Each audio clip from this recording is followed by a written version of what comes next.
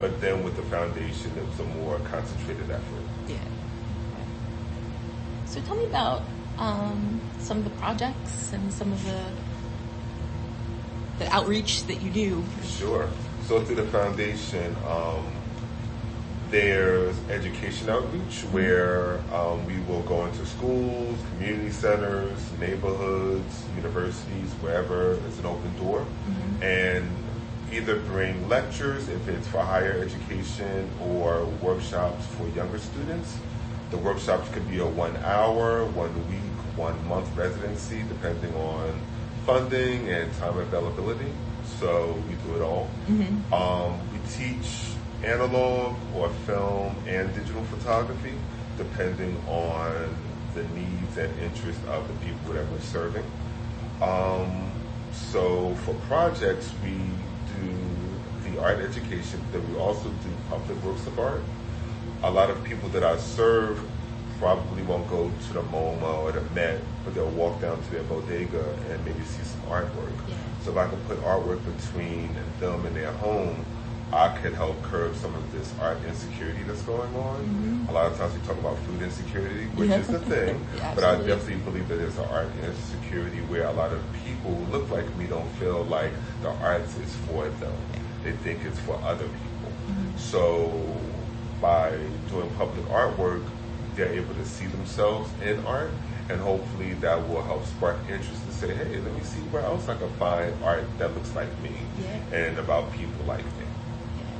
So so between the public art and the art instruction, and I just came back from Africa teaching photography, so that was just a dream come true. I have a program called Afra Camera, so it's where people from Africa are able to learn photography, whether it's virtually or in person, through the foundation. So I was able to do that, and I just got back a few days ago.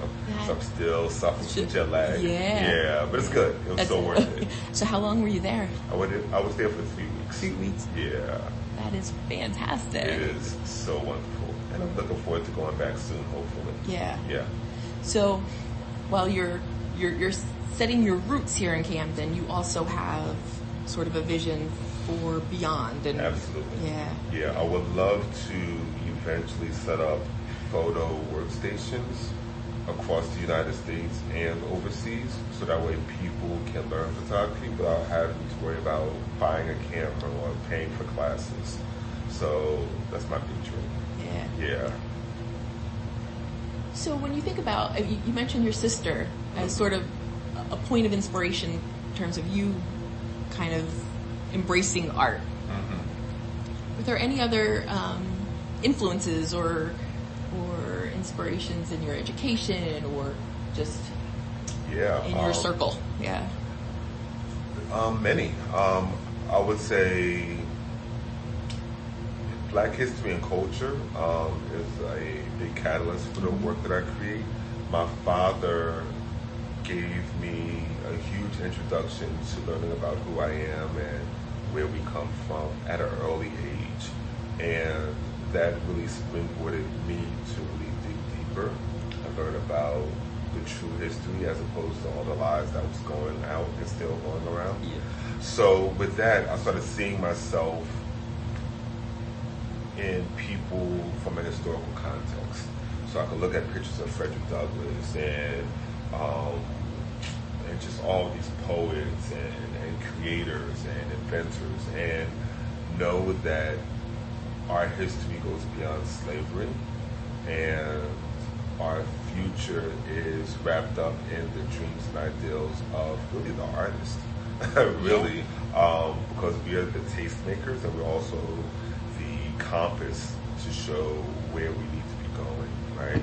So from learning about my history and seeing all these artists from historical lore, I started being inspired. And then again with hip hop culture, and then for me with photography, I didn't start learning about other photographers until my college years.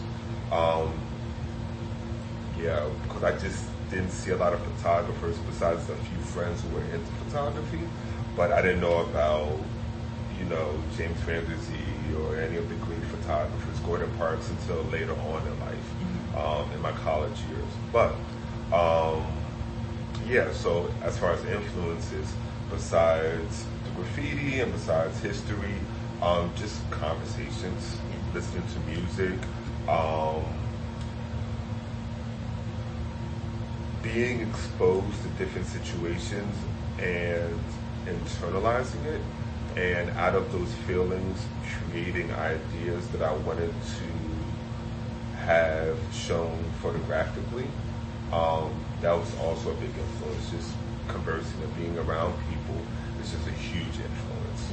Yeah, more than anything. Yeah, and so the Kings and Queens project, as well as the Camden Is project, I mean, that just sort of seems to embody everything about what you were just saying. Yeah. That you wanted to, everything you wanted to accomplish, yeah? Yeah, absolutely. So with those projects, it's a celebration, but it's also a challenge for the young people to recognize and explore the greatness that's within them. I believe that every child is already a king or queen because they're created by God. But I think the older the children get, the more that their crowns start to tarnish, then they can eventually lose it. So whether it's through education and influencing them to read books, in some areas across the country, if Black children aren't proficient in reading by the time they're 8th graders, they're twice as likely to go to prison. And that's horrible. So just as simple as saying read things that you enjoy. That you enjoy, right? And keep doing it. Yeah. Influencing fathers to read to the child while they're in the womb. They need to hear that vibration of your voice, and not to pat myself on the back, but my wife was already a proficient reader, but I was reading to my youngest child while she was still in the womb, and she has such an appetite to read now. And I could definitely say that between her mother and myself, the seed was planted. And I would love to see that in more children, it just really broadens your horizons more than fame, fortune, traveling, being able to comprehend the words that you read, nothing can stop you. Absolutely. Absolutely. So I'm big on that. So, and it comes through in my art as well. So I talk about that. Yeah.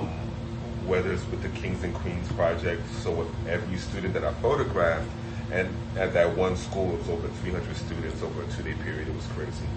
Crazy in a good way. Yeah. But just letting them know, like, yes, you are a king. Yes, you are a queen. How does it feel to have a crown on? And those crowns are pretty heavy. They weigh about 10 pounds. Okay. So it's balance in bed. Yeah, the head of the king is heavy, right? So all of that. But yeah, just really encouraging the future generation that their future is now. And you can determine your future by what you do now. Yeah, absolutely. So for the Kings and Queens, it was at a school?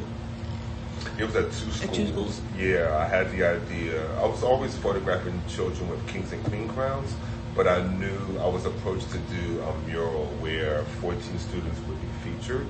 So that happened at the same time that I was making these photographs.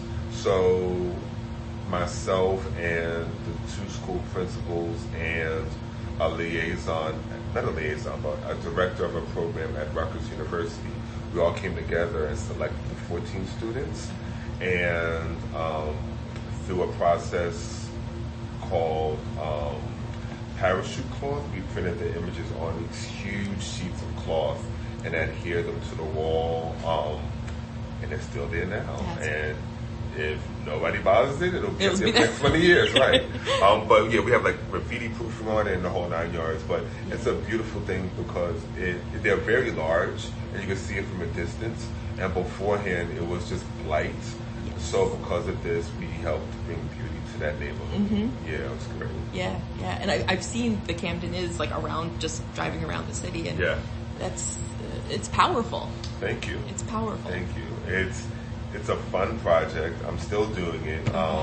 Even though the overall umbrella of the project is over from a new view, we're still doing it. I'm still having people say, hey, I would love to have my picture taken. All right, let's do it.